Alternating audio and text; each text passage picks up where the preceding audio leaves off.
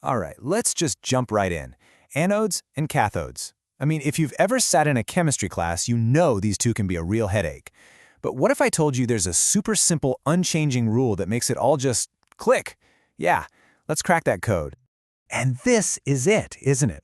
The big question that trips everybody up. How can an anode be negative in a battery, but suddenly it's positive when you're doing something like electrolysis? What's going on? Does chemistry just make up the rules as it goes? No way. And hey, if you've been confused by this, trust me, you are definitely not alone. Because here's the secret. You've got to stop looking at the charge. Seriously. That little plus or minus sign, it's not the cause, it's the effect. It's just a symptom of what's really happening under the hood. The true identity of an anode or a cathode is locked into the chemistry itself. Okay, so let's just scrap the old way of thinking and build a brand new foundation from the ground up. We're going to lock in one rule, one single rule that never, ever changes. And once you've got this down, you'll see how those flipping signs actually start to make perfect sense. So first things first, we need to be on the same page about two key processes. The first one is oxidation. All this means is that something is losing electrons. And the best way to remember this, a classic mnemonic, is oil. Oxidation is loss. Got it? Good. And the second process is, you guessed it, the exact opposite, reduction. This is when something gains electrons. And if we've got oil, you know we need rig. Reduction is gain. Put them together and you get oil rig. It's a fantastic little trick to remember which way the electrons are going. Okay, now let's finally connect this back to those electrodes.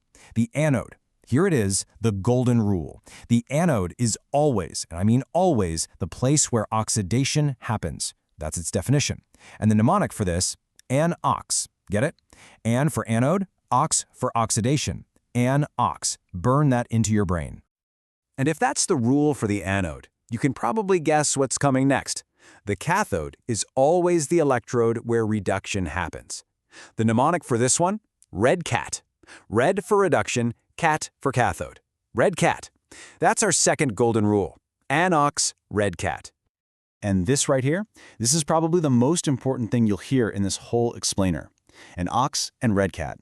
These two rules are absolute. They don't change for batteries, for charging, for electroplating, for anything.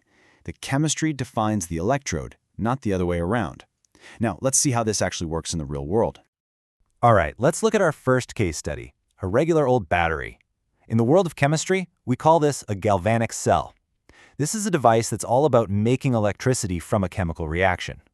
See, inside a battery, the chemical reaction is spontaneous. That means it just wants to happen. It's like a ball rolling downhill. You don't have to push it. This natural, spontaneous reaction is the engine driving the whole thing. So let's apply our rule. An-ox. The anode is where oxidation is happening.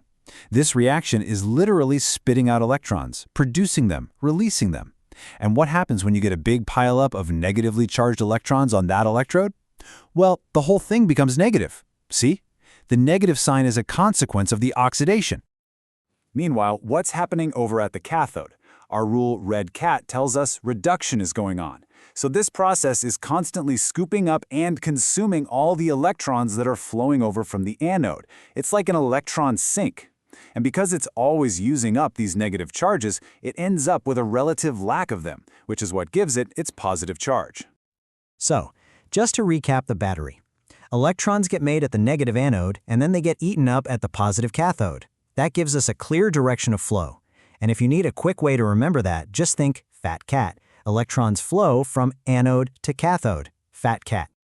Okay, that's how a battery makes power. But what happens when we do the opposite? When we use power to force a reaction to happen, like, say, when you're charging that battery? Well, that brings us to our second case, the electrolytic cell. Now, this is a whole different ballgame. In an electrolytic cell, the reaction is non-spontaneous. It's that ball we were talking about, but now we have to push it back up the hill. It's not going to happen on its own. So the engine this time isn't the chemistry. It's an external power source, like the outlet in your wall, that forces the chemistry to go backwards.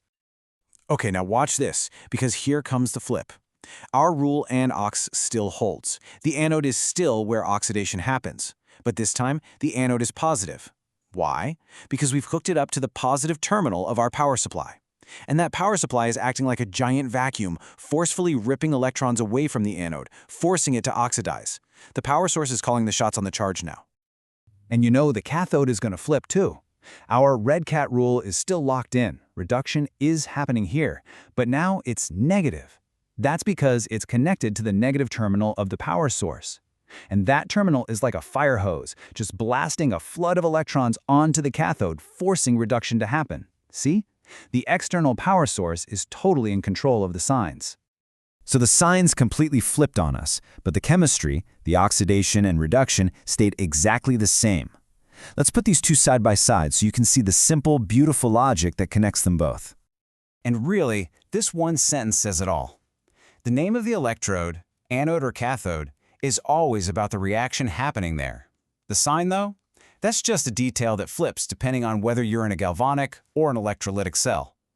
That is the key. This table just lays it all out perfectly. Look at the two middle rows, anode process and cathode process. See how they're constant? Oxidation, oxidation. Reduction, reduction. They don't change.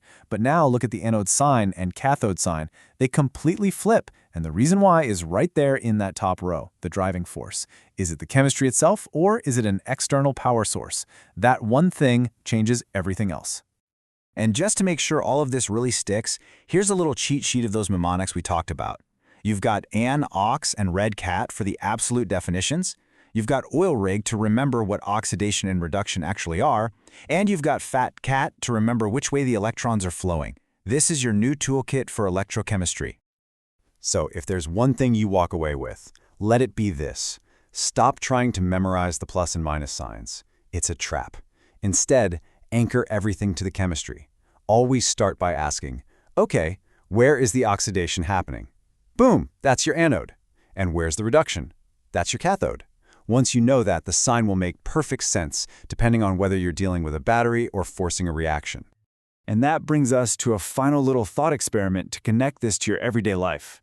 When you plug your phone into charge, you're using an external power source to force the battery's chemistry to run in reverse.